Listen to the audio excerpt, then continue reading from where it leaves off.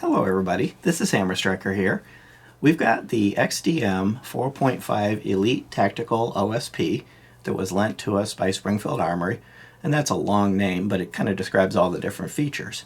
It's optics ready, it's Elite, that their series has the magwell, the high capacity magazine of 22 rounds. It has the flatty trigger that you can see kind of hidden behind the shotgun shell. But the piece that we hadn't shown, we've done a number of different comparisons and done a review on it, the piece we haven't shown is the threaded barrel in use. So we've got an Osprey 45 on here. This, by the way, is a factory manufactured can, manufactured under all of the NFA restrictions, acquired and possessed under all of the NFA rules. So it's not a homemade can, it's a factory made one. And it's a multi-caliber. You can see there's a little arm on here. It allows you to unlock the can and rotate it so that I can unlock it, which can be a little bit difficult, and I can actually rotate the can. So any threaded barrel that it runs into, depending on where the threads end, you can then center it up and lock it in place. You can also swap out the pistons to various different sizes of threads. Good thing is, the XDM is a 1/2 by 28, which is pretty much the US standard for 9mm threads. And so if you've got a standard 9mm only can, unless you bought one for a SIG, which uses a different thread pattern, you probably can swap this can between the XDM and your other guns. So by following the industry standards makes it a little bit easier. Of course, this is a optics ready, but it also comes with suppressor height sights. And you can see over the top of the can. Now the Osprey 45 is unique in that it's designed to put most of the suppressor down low and have a lower footprint up high. A round one would stick up a little bit more, but you can see there's a lot of clearance. So even if you had a significantly larger suppressor, see how far down I have to go before I start to hit the suppressor, you probably are going to be able to see over it. Now the only thing I wish there were dots on the sights. Not as good with the blackout sights with my eyes, but other than that, the sights really do work well, and being able to see over the suppressor is also a benefit. So then the next question you get is, yeah, that's all cool, did it work? And yes, it did.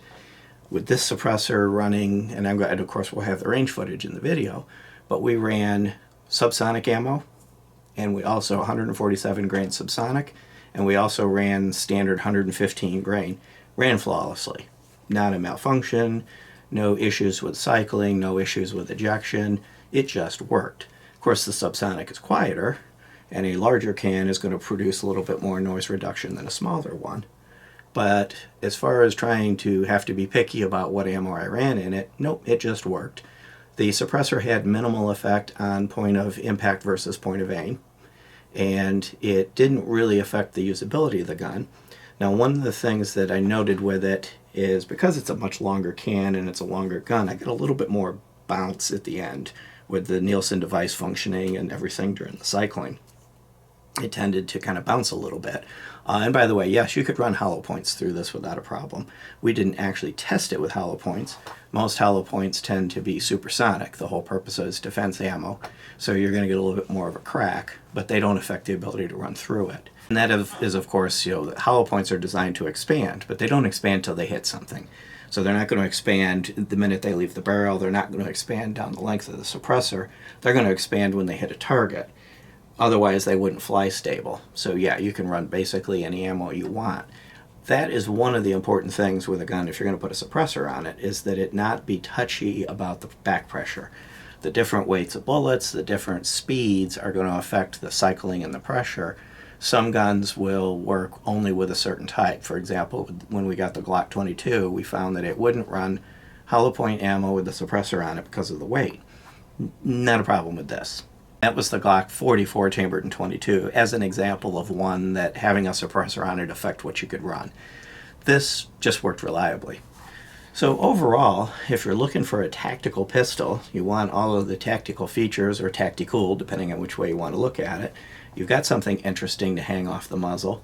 Whether or not you choose to use a red dot, this is a good choice. It gives you kind of all of those features that you want all bundled up into one at a fairly reasonably priced. A lot of these tactical pistols end up getting, especially when you get into some of the SIG variants, tend to get a comma in the number. And these are going to be in the 700 territory. So beyond that, if you like our videos, please give us a thumbs up, share, subscribe, click that bell to be notified if you do. Check us out on Facebook, Patreon, Twitter, Instagram. We're all over the place. Thank you.